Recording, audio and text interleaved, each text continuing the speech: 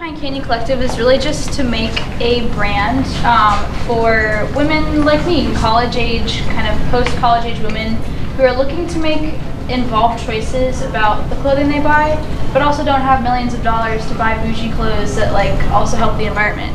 And so, yes, so Candy Collective was born from that.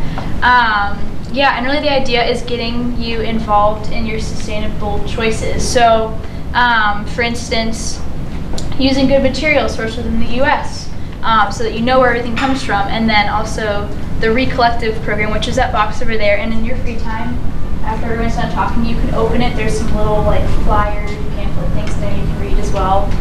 Please read it because it took a lot of time. But basically the idea of Recollective is we've all had that item of clothing that we really like that we bought, but you wear it for however long, it rips, you get a stain, or you're just tired of it, and so you either give it to somebody, or you bring it to Goodwill, or sometimes you throw it out, just waste it, whatever it is. So the idea behind the Recollective program would be you wore the item, you loved it, maybe you didn't love it, but you're able to put it back in the box, and you can either bring it to the physical store by you, or you can mail it to them with a prepaid like mailing slip thingy, and they give you 25% off your next order. And the clothing that you sent back, whether it's ripped, stained, whatever it is, they're able to take it and use it for the next clothing item. So whatever you buy is being reused and recycled, and you're getting rewarded for it. I think that's super awesome. And who wouldn't want to do that? So it's really just my idea of what sustainability could be like for the average person, and being able to be involved through social media where you can share the brand, you can share your love of the clothing and the whole idea behind it with others around you, and kind of become involved in that family feel of the business. So really this consisted of doing some printing stuff, creating the branding, which was a lot of fun, making some videos with friends, and it was probably the most involved project I've done, but definitely the one I'm most proud of. So yeah. Right.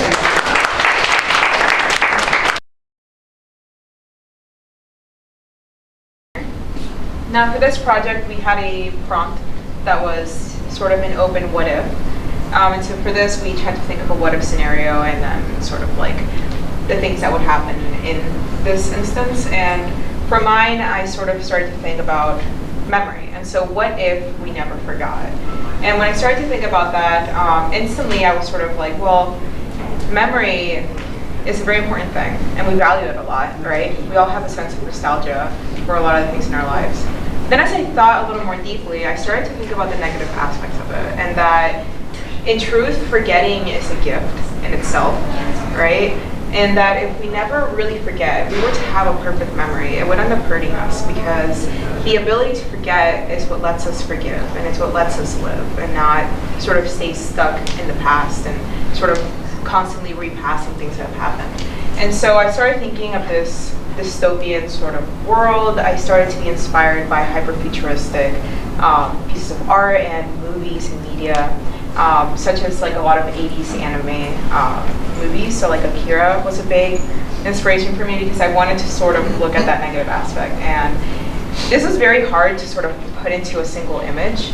And so a lot of my very abstract ideas had to be scaled back. And even as you look at it, it is very hard to understand. But what we have here essentially is this first-person view of a hand, right? And in the hand is this flash drive. But the flash drive sort of looks like a brain.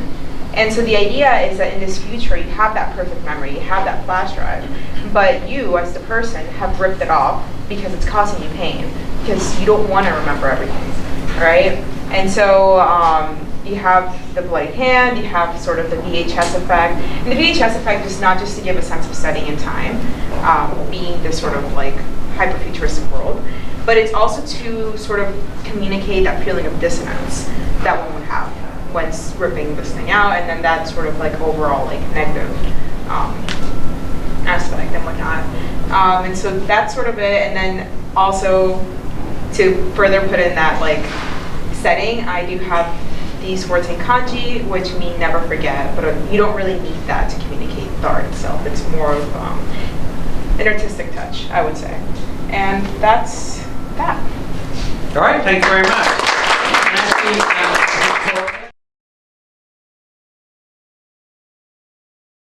So this is like my app thingy-majig. Also, come to me to get a free sticker if you want of any character. Anyway, so basically, I just wanted to create like a fantasy style like character creation app because there's a lot of character creation apps on the App Store, but there's none that's really like medieval fantasy style. And I had originally tried to do it for like maybe like creating Dungeons and Dragons characters for people. So I did end up kind of sticking with like